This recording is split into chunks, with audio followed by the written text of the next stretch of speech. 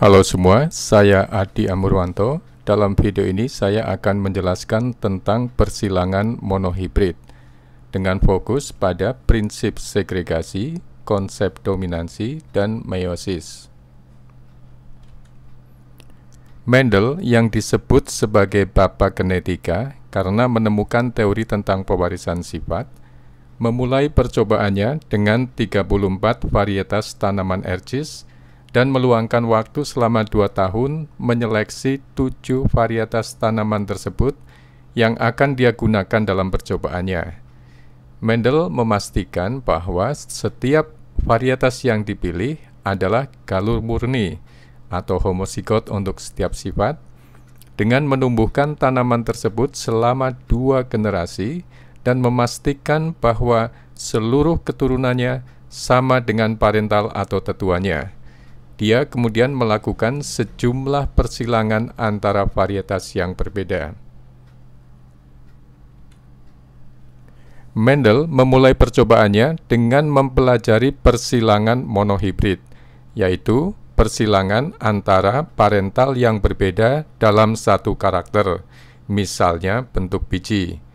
Sebagai pengingat, bandingkan dengan sifat atau fenotip, misalnya biji bulat, biji bergerut. Jadi, karakter mengacu ke hal yang bersifat umum seperti bentuk biji, sedangkan sifat atau fenotip mengacu ke hal yang lebih spesifik seperti biji bulat atau biji bergerut.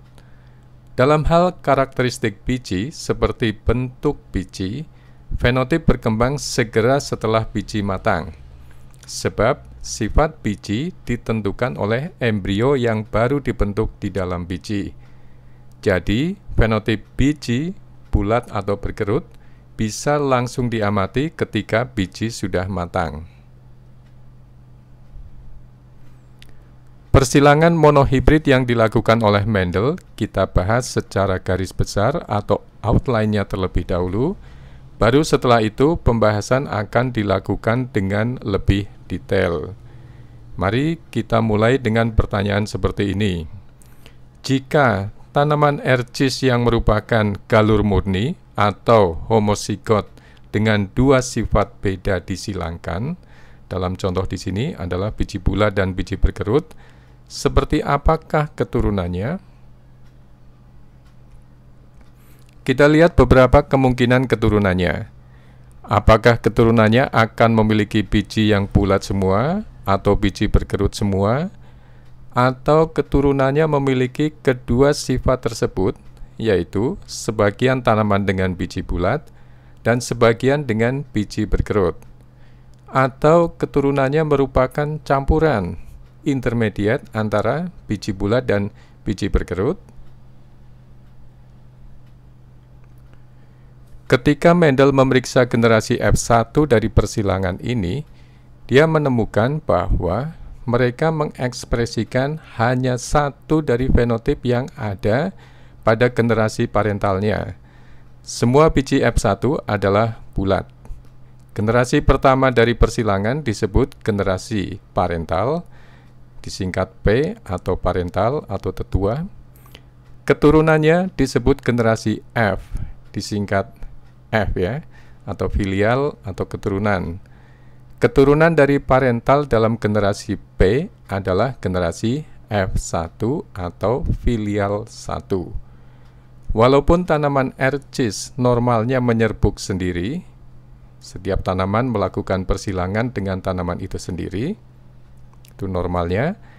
Mendel melakukan persilangan antara tanaman yang berbeda dengan membuka kuncup sebelum stamen atau organ kelamin jantan berkembang penuh, mengambil stamen dan kemudian menyerbuki kepala butik atau organ kelamin betina dengan polen dari stamen tanaman yang berbeda. Mendel melakukan 60 persilangan semacam ini dan selalu mendapatkan hasil yang serupa.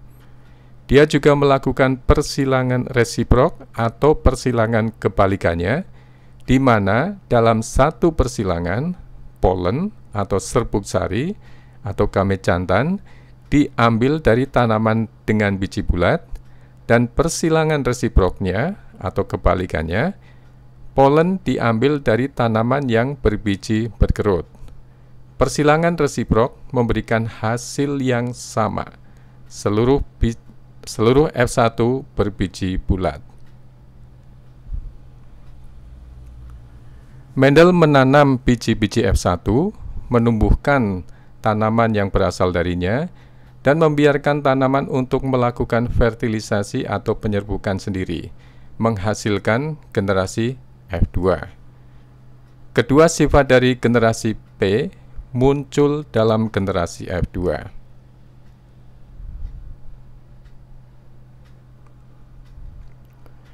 Mendel menghitung ada 5.474 biji bulat dan 1.850 biji berkerut dalam F2. Dia mengamati bahwa jumlah biji bulat dan biji berkerut ada dalam rasio sekitar 3:1, yaitu sekitar 3/4 biji bulat dan 1/4 biji berkerut.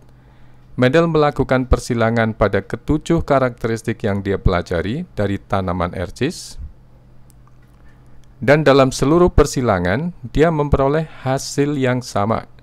Seluruh F1 mirip hanya dengan satu dari kedua parental, tetapi kedua sifat parental muncul kembali pada F2 dengan rasio 3:1. Selanjutnya kita akan lihat prinsip segregasi. Mendel berpikir bahwa walaupun tanaman F1 memperlihatkan fenotip dari satu parental, mereka harus mewarisi faktor genetik dari kedua parentalnya, karena mereka menurunkan kedua fenotip pada generasi F2. Adanya baik biji bulat maupun biji berkerut pada F2 dapat dijelaskan hanya jika tanaman F1 memiliki baik faktor genetik biji bulat dan biji berkerut yang mereka warisi dari generasi parental. Mendel menyimpulkan bahwa setiap tanaman harus memiliki dua faktor genetik yang menyandi suatu karakter. Faktor genetik yang Mendel temukan atau sekarang disebut alel, untuk mudahnya ditulis dengan huruf. Alel untuk biji bulat biasanya diwakili dengan R besar dari kata round atau bulat, dan alel untuk biji berkerut ditulis dengan huruf R kecil. Tanaman dalam generasi P dari persilangan Mendel memiliki dua alel yang identik, R besar pada parental dengan biji bulat, dan R kecil pada parental dengan biji berkerut. Alel adalah versi yang berbeda dari gen, sedangkan genotip adalah suatu set alel-alel yang dimiliki oleh individu organisme. Jadi, tanaman dengan biji bulat memiliki genotip R besar, sedangkan tanaman berbiji berkerut memiliki genotip R kecil.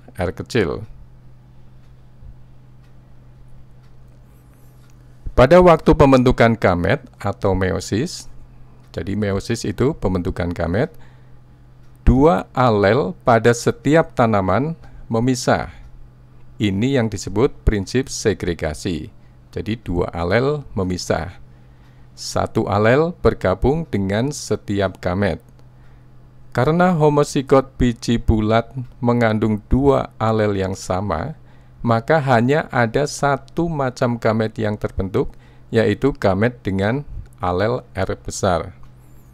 Demikian juga dengan homozigot biji berkerut, hanya ada satu macam gamet dengan alel R kecil. Ketika dua gamet bergabung atau melakukan fertilisasi untuk menghasilkan zigot, alel dari parental jantan bergabung dengan alel dari parental betina untuk menghasilkan genotip keturunan. Jadi, tanaman F1 Mendel mewarisi alel R besar dari tanaman berbiji bulat dan alel R kecil dari tanaman berbiji berkerut. Tetapi hanya sifat yang disandi oleh alel bulat atau R besar yang diamati dalam F1, yaitu seluruh keturunan F1 berbiji bulat. Konsep dominansi.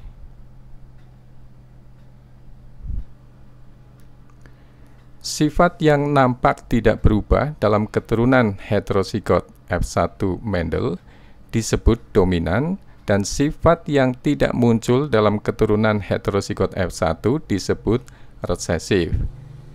Ketika alel dominan dan resesif ada bersama-sama, alel resesif tertutup atau tertekan ekspresinya. Konsep dominansi merupakan kesimpulan yang penting yang dihasilkan Mendel dari persilangan monohibrid. Alel dominan biasanya diberi simbol huruf besar, sementara alel resesif biasanya ditulis dengan huruf kecil. Ada beberapa cara untuk memberi simbol dominan dan resesif, tetapi tidak akan dibahas di sini. Tanaman F1 merupakan tanaman heterozigot yang berbiji bulat karena biji bulat R besar dominan terhadap biji berkerut R kecil.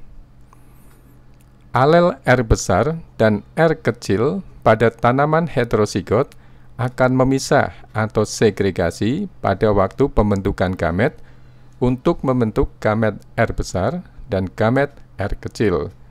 Setiap gamet akan menerima satu alel.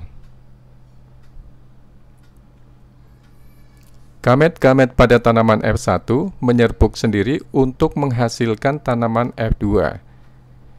Kesimpulan Mendel berikutnya adalah bahwa dua alel dari suatu individu tanaman memisah dengan kemungkinan atau probabilitas yang sama ke dalam gamet. Ketika tanaman F1 dengan genotip R besar R kecil menghasilkan gamet-gamet,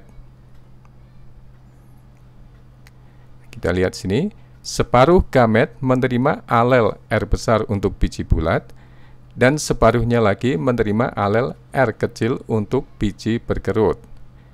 Gamet-gamet kemudian dibiarkan menyerbuk sendiri dan berpasangan secara acak untuk menghasilkan genotip seperti tampak pada di sini di slide ini dalam proporsi yang sama pada F2.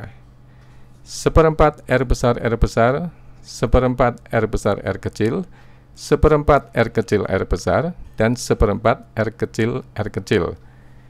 Karena bulat R dominan terhadap berkerut R kecil, jadi R besar dominan terhadap R kecil, ada tiga keturunan bulat dalam F2, yaitu seperempat R besar R besar, seperempat R besar R kecil, dan seperempat R kecil atau R kecil R besar.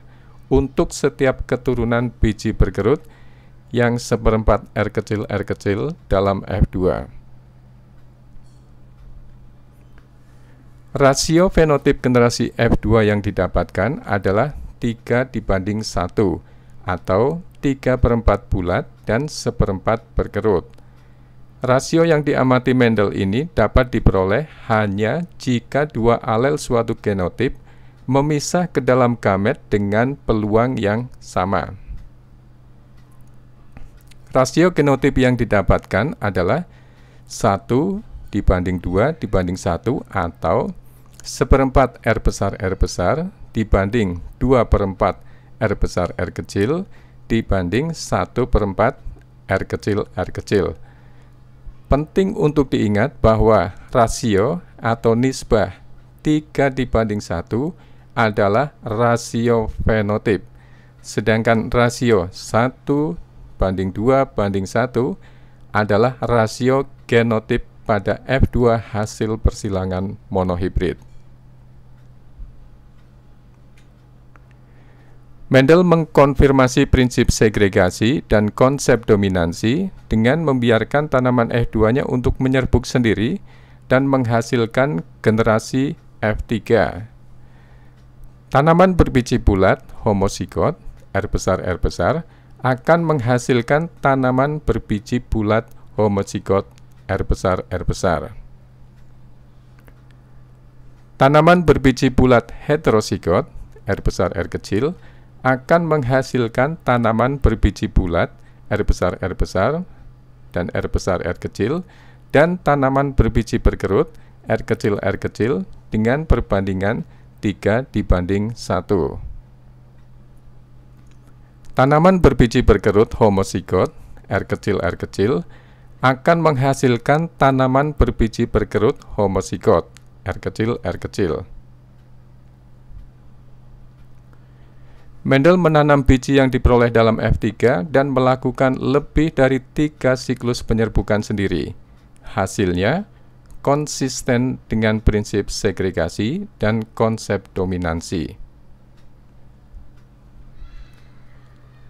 Kaitan persilangan genetik dengan meiosis dapat diketahui dengan mengamati struktur dan tingkah laku kromosom selama meiosis.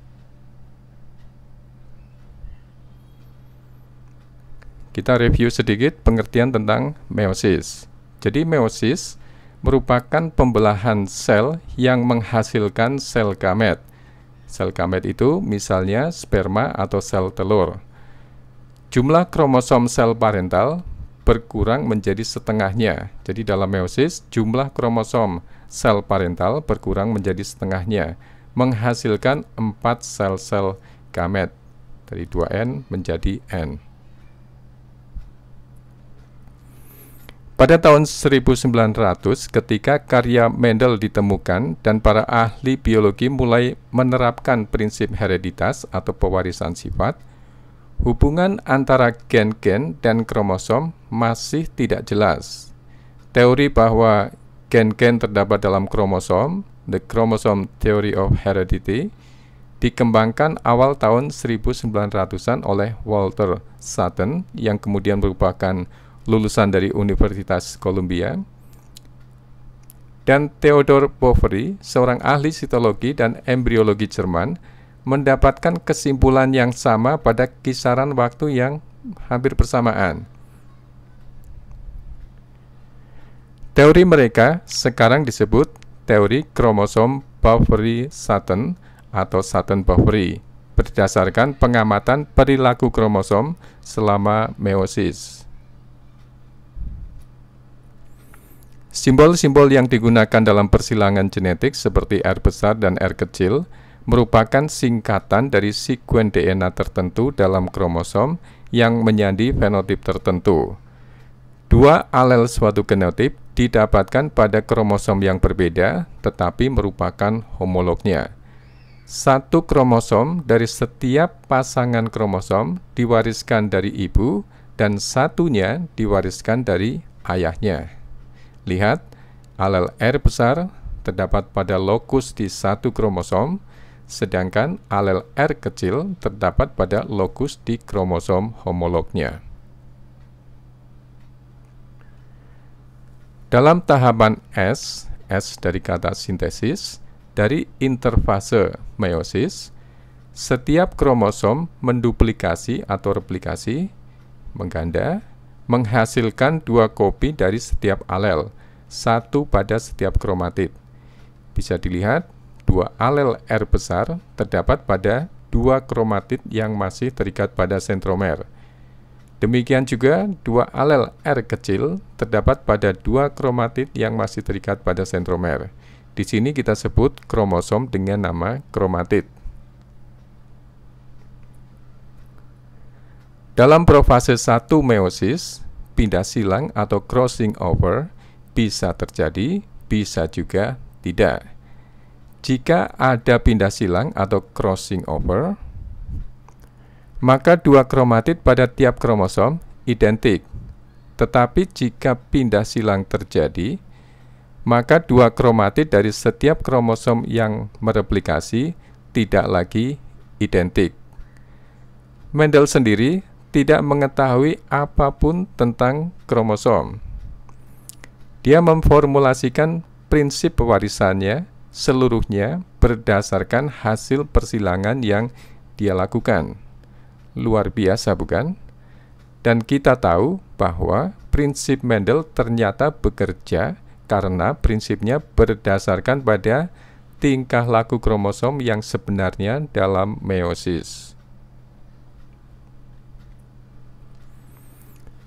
Kromosom homolog memisah pada anafase 1 sehingga memisahkan dua alel yang berbeda. Pemisahan kromosom ini merupakan dasar dari prinsip segregasi. Di sini proses meiosis diringkas untuk memfokuskan perhatian pada prinsip segregasi. Jadi, pada tahap anafase 1, kromosom mulai dipisahkan atau disegregasi yang pada akhir meiosis yang pertama menghasilkan dua sel anakan dengan setengah jumlah kromosom sel parentalnya. Dalam anafase 2 meiosis, dua kromatid dari setiap kromosom yang mereplikasi memisah. Setiap gamet yang dihasilkan dari meiosis membawa hanya satu alel pada setiap lokus, sesuai dengan prinsip segregasi Mendel. Jika tidak terjadi atau tidak ada pindah silang, dua kromatid dari setiap kromosom memisah dalam anafase 2 dan identik.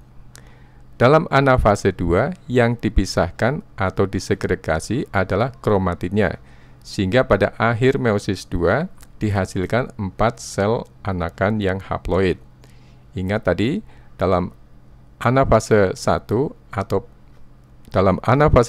yang dipisahkan adalah kromosomnya, dalam anafase 2 yang dipisahkan atau disegregasi adalah kromatidnya. Jika pindah silang terjadi, dua kromatid yang dihasilkan tidak identik dan alel yang berbeda memisah atau segregasi dalam anafase 2. Jadi pada akhir meiosis, 4 sel anakan yang terbentuk terdiri dari 2 yang serupa dengan parentalnya dan 2 yang merupakan hasil pindah silang sehingga mengalami kombinasi baru atau rekombinasi alel pada kromatid.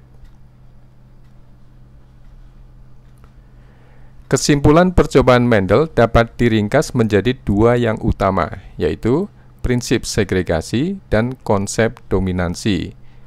Prinsip segregasi atau disebut hukum pertama Mendel menyatakan bahwa setiap individu organisme diploid memiliki dua alel untuk setiap karakter tertentu. Dua alel ini memisah atau segregasi ketika gamet-gamet dibentuk pada saat meiosis, dan satu alel masuk ke setiap gamet. Lebih lanjut, dua alel memisah ke dalam gamet-gamet dalam proporsi yang sama. Konsep dominansi menyatakan bahwa ketika dua alel yang berbeda ada dalam satu genotip atau suatu genotip, hanya sifat yang disandi oleh satu di antaranya, yaitu alel yang dominan yang diamati dalam fenotip. Nah, sekarang coba cek pemahaman saudara tentang persilangan monohibrid Mendel dengan menjawab pertanyaan ini. Bagaimana Mendel tahu jika setiap tanaman ertsisnya membawa dua alel yang menyandi suatu karakteristik? Nah, silahkan kalian renungkan dan jawab sendiri.